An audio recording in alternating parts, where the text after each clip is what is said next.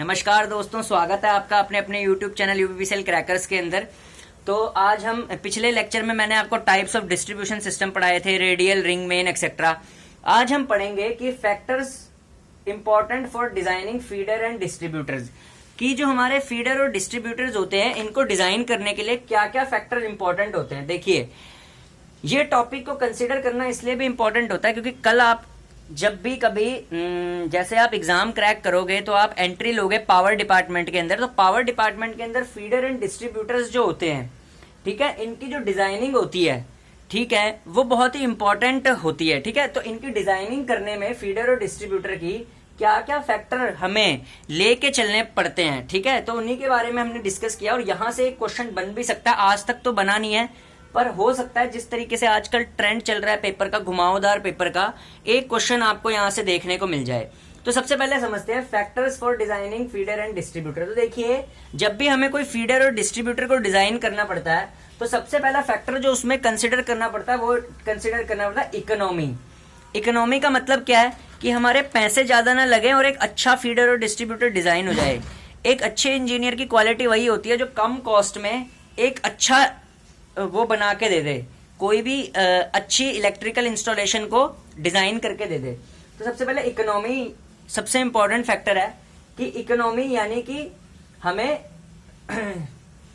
For feeder lines and distributor line planning economy is the most important consideration. देखिए, जब भी कभी feeder और डिस्ट्रीब्यूटर की लाइन हमें कंस्ट्रक्ट करानी होती है या डिजाइन करनी होती है तो उसमें इकोनॉमी यानी कि जो बचत है, ठीक है, वो सबसे मोस्ट इंपॉर्टेंट कंसिडरेशन होती है, ठीक है। इसके अंदर क्या क्या आता है, एक तो एनुअल फिक्स्ड कॉस्ट आती है, ऑपरेटिंग एक्सपेंसेस आते हैं, ओवरहेड एक्सपेंसेस आते हैं, इलेक्ट्रिकल लॉसेस कॉस्ट आती है, ठीक है। ये सब कॉस्ट हमारी मिनिमम होनी चाहिए, ठीक है। अगर ये कॉस्ट हमारी कम होंगी तो हमारा फीडर डिस्ट्रीब्यूटर का जो डिजाइन होगा वो इकोनॉमिकल बनेगा, ठीक है। अब एनुअल फिक्स्ड कॉस्ट होती है हमारे पास, ठीक है, इसमें जो बेसिकली इंटरेस्ट और डेप्रिसिएशन होता है,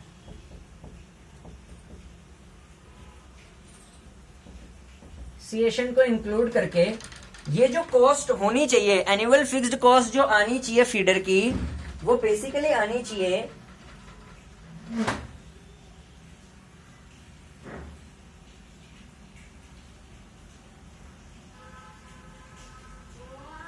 मतलब ये जो होनी चाहिए ये बेसिकली 10% के आसपास अराउंड होनी चाहिए, ठीक है। तो ये याद रखनी है आपको चीज, ठीक है। यहाँ पे थोड़ा सा आ नहीं रहा होगा अब, ठीक है।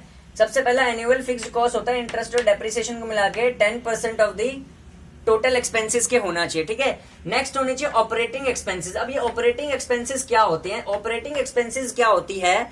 जो हमारी लेबर लग रही है, जो मटेरियल कॉस्ट लग रही है और जो मेंटेनेंस कॉस्ट लग रही है, ठीक है ना, फीडर को ऑपरेट करने में, ठीक है, फीडर की डिजाइनिंग में, ठीक है, वो भी कम होनी चाहिए, ठीक है। लेबर, मटेरियल और मेंटेनेंस कॉस्ट किसके अंदर आते हैं? ऑपरेटिंग कॉस्ट्स के अंदर, ठीक है। किसके अंदर आते हैं? ऑपरेटिंग कॉस्ट्स के अंदर। फिर ओवरहेड एक्सपेंसेस भी होने चाहिए, ये भी कम होने चाहिए। इलेक्ट्रिकल लॉसेस कॉस्ट भी मिनिमम होनी चाहिए, ठीक है। आपको इलेक्ट्रिकल लॉसेस को पता ही है कि लॉसेस हमारे सिस्टम्स में होते हैं, ठीक है, फीडर और डिस्ट्रीब्यूटर्स में, तो इनके लॉसेस कॉस्ट भी मिनिमम होनी चाहिए, ठीक है। अब सेकंड पॉइंट जो सबसे इंपॉर्टेंट आता है वो होता है रिलायबिलिटी।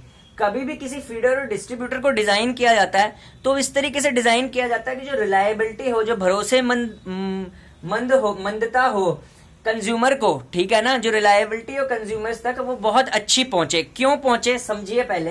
कंज्यूमर में भी इंडस्ट्री, ऑफिसेज और डोमेस्टिक, ठीक है। कंज्यूमर कितने टाइप्स के हो सकते हैं, ठीक है। इंडस्ट्री वाले कंज्यूमर हो सकते हैं हमारे पास, ठीक है, ऑफिस वाले हो सकते हैं, डोमेस्टिक वाले हो सकते हैं, इरिगेशन वाले कंज्यूमर हमारे पास अलग होते हैं, ठीक है। इरिगेशन वाले कंज्यूमर, कमर्शियल कंज्यूमर हमारे पास अलग होते हैं, दुकानदार अलग होते हैं। तो डिफरेंट टाइप्स के हमारे कंज्यूमर होते हैं और दे नीड 24 आवर सप्लाई, ठीक है। तो सबको पता है ये डिफरेंट टाइप्स के जितने हमारे पास कंज्यूमर होते हैं इनको 24 घंटे सप्लाई चाहिए होती है। तो 24 घंटे सप्लाई चाहिए होते हैं या फिर at least supply during specific important period, या फिर कोई इनका कोई स्पेसिफिक इंपॉर्टेंट पीरियड हो जिनमें इनका मैक्सिमम काम चलता हो, वहां पे इनको सप्लाई चाहिए। तो ऑब्वियस सी बात है, अगर हमें सप्लाई को रेगुलर मेंटेन करना है तो हमारे फीडर और डिस्ट्रीब्यूटर कि रिलायबिलिटी बहुत अच्छी होनी चाहिए। और रिलायबिलिटी अच्छी कब होएगी? जब हमारा सिस्टम या तो इंटरकनेक्टेड सिस्टम होगा, जैसे रिंग मेन हो गया, ठीक है, जैसे मैंने कल आपको पढ़ाया भी था ring main system,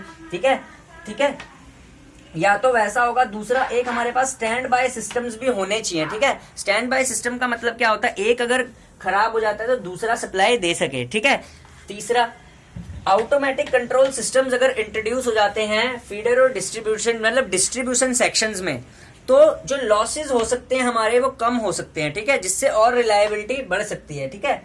planning as per peak or requirement of the consumer. देखिए, इस तरीके से डिस्ट्रीब्यूशन सेक्शन को डिजाइन करना चाहिए कि जो उसकी प्लानिंग हो वो पीक आर रिक्वायरमेंट के हिसाब से हो, कि जो पीक आर रिक्वायरमेंट है, जहां पे हमें लोड ज्यादा देना है, जिस टाइम कंज्यूमर की लोड डिमांड ज्यादा है, ठीक है, उसको पीक आवर्स में कंज्यूमर को सप्लाई ज्यादा चाहिए, तो हम उसको रिलायबिलिटी प्रोवाइड कर सके कि हाँ भाई हमारा डिस्ट्रीब्यूशन सिस्टम ऐसा है कि आपको पीक आवर्स में इलेक्ट्रिसिटी प्रोवाइड कर सकता है। तो ये तो हमारे पास 2 पॉइंट्स हो गए पहले। अब पॉइंट नंबर 3,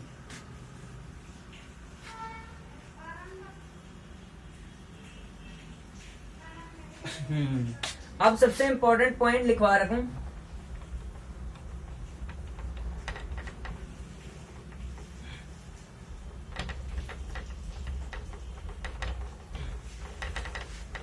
अरे भाई अबे डस्टर कहाँ गायब हो गया?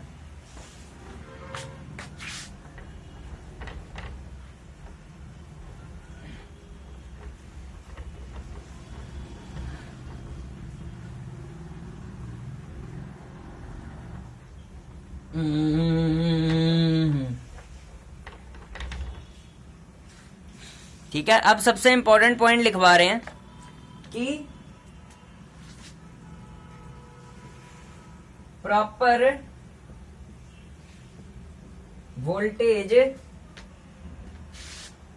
विद इन आईई रूल्स, कि आईई रूल्स के हिसाब से, इंडियन इलेक्ट्रिसिटी रूल्स के हिसाब से प्रॉपर वोल्टेज मिलना चाहिए कंज्यूमर को। जैसे as per Indian electricity rule जैसे as per IE rules, as per IE rules the consumer voltage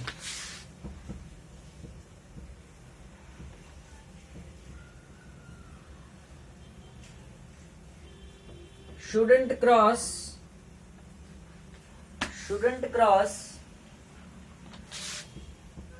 a limit of plus minus 6%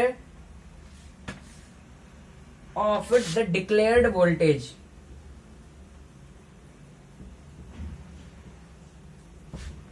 दोस्तों, ये जो पॉइंट मैंने लिखवाया है ना, ये पॉइंट हर साल यूपीपीसीएल के अंदर क्वेश्चन पूछा जाता है, क्योंकि यूपीपीसीएल ट्रांसमिशन और डिस्ट्रीब्यूशन की कंपनी है, तो यहां से क्वेश्चन बहुत ज्यादा उठाया जाता है। दोस्तों, डिस्ट्रीब्यूटर की डिजाइनिंग में सबसे इंपॉर्टेंट फैक्टर जो ध्यान में दिया जाता है ना, वो दिया जाता है proper voltage with in IE rules, ठीक है, यानी कंज्यूमर तक जो हमें वोल्टेज पहुंचानी है ना, वो आईई रूल्स के हिसाब से होनी चाहिए, ठीक है। अब समझिए, as per IE rules the consumer voltage shouldn't cross a limit of plus minus 6% of the declared voltage, यानी कि यदि हमने जितनी कंज्यूमर को वोल्टेज डिक्लेयर्ड करी है उससे प्लस माइनस 6% ऊपर नीचे होनी चाहिए वोल्टेज, उससे ज्यादा नहीं होनी चाहिए, ठीक है ना। तो प्लस माइनस 6% का जो लिमिट है वो रखना पड़ता है, वोल्टेज ड्रॉप या की लिमिट, ठीक है। जैसे सबको पता है कि कंज्यूमर की जो डिक्लेयर्ड वोल्टेज होती है, ठीक है, मतलब समझिए हम कंज्यूमर हैं, आप कंज्यूमर है, आपके घरों में सप्लाई आती है किससे? बिजली बोर्ड से। अब जो बिजली बोर्ड महकमा होता है, इलेक्ट्रिसिटी डिपार्टमेंट महकमा होता है, हर स्टेट का अपना अपना होता है। जैसे यूपी का यूपी पीसीएल है, ठीक है, उत्तराखंड का उत्तराखंड पीसीएल है, हरियाणा का उत्तर हरियाणा बिजली वितरण निगम दक्षिण मतलब हरियाणा विद्युत प्रसारण निगम लिमिटेड है उनका, ठीक है। मध्य प्रदेश का एमपीपीजीसीएल है, Madhya Pradesh power corporation limited, Rajasthan का राजस्थान विद्युत निगम लिमिटेड है, ठीक है। और तो जितने भी, यानी कि बिहार का बिहार पीसीएल है, तो जो भी डिक्लेयर्ड वोल्टेज होती है कंज्यूमर तक, सबको पता है कि जो स्टेट इलेक्ट्रिसिटी बोर्ड से कंज्यूमर तक जो वोल्टेज आती है वो 230 वोल्ट होती है। कितनी होती है? 230 वोल्ट होती है। इस 230 वोल्ट का प्लस माइनस 6% ही नीचे या ऊपर हो सकता है, ठीक है, आई रूल्स के हिसाब से। तो अगर इसका प्लस माइनस 6% करे ना, तो जो नीचे की वैल्यू आती है यानी कि वो कितनी आ गई 218.5 वोल्ट, और ऊपर की वैल्यू कितनी आती है? ऊपर की वैल्यू आती है 241.5 वोल्ट। ये आपको वैल्यू याद रखनी है, ये इस साल हो सकता है पूछी जाए, ठीक है। पिछले साल पूछा था कि कितना वोल्टेज होना चाहिए, तो प्लस माइनस 6% होना चाहिए। कंज्यूमर प्रेमिसिस तक जो वोल्टेज की लिमिट है वो प्लस माइनस 6% होनी चाहिए। जैसे 230 वोल्ट हमारे घरों में आती है, तो अगर मान लो कभी कोई वोल्टेज का फ्लक्चुएशन हुआ तो या तो 230 से कम 218.5 होनी चाहिए, या फिर अगर वोल्टेज बढ़ जाती है, ओवर वोल्टेज आ जाती है, तो 241.5 वोल्ट तक आनी चाहिए, ठीक है। इससे ज्यादा और कम बर्दाश्त नहीं है। तो एक पॉइंट ये हो गया, ठीक है, ठीक है। नेक्स्ट दो जो पॉइंट है वो जुबानी बता देता हूं। नेक्स्ट जो पॉइंट है वो है ग्रोथ ऑफ लोड, ठीक है। तो देखिए डिस्ट्रीब्यूशन सिस्टम को इस तरीके से भी डिजाइन किया जाना चाहिए कि लोड की जो ग्रोथ है, ठीक है, उसके हिसाब से वो एक्सपेंशन भी कर सके अपनी। जैसे मान लो आज हमारी लोकेलिटी में थोड़ा कम लोड है, कल को जैसे मान लो हमारी छोड़ो, मान लो कोई एक तहसील है, ठीक है, कोई एक तहसील है, तहसील में लोड कम है। अब मान लो वहां पे इतने सारे घर बन गए कि कल को एक तहसील इतनी बड़ी हो गई कि वो डिस्ट्रिक्ट में कन्वर्ट होने जा रही है, तो ऑब्वियस सी बात है वहां पे लोड डिमांड बढ़ेगी।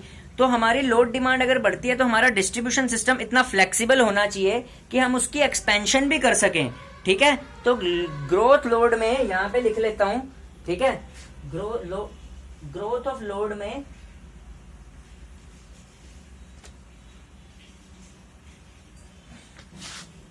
लास्ट पॉइंट लिख लो,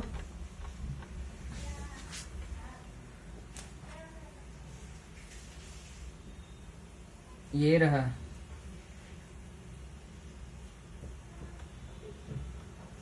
ग्रोथ ऑफ लोड, यानी कि if load demand increases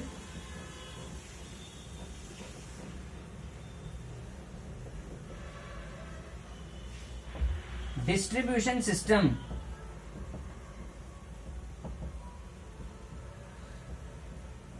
can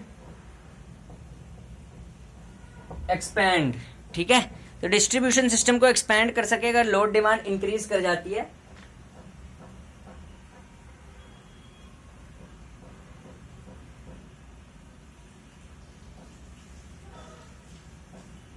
ठीक है, तो ये सारे हमारे पॉइंट्स थे डिस्ट्रीब्यूशन सिस्टम से रिलेटेड। होपफुली आपको समझ आए होंगे।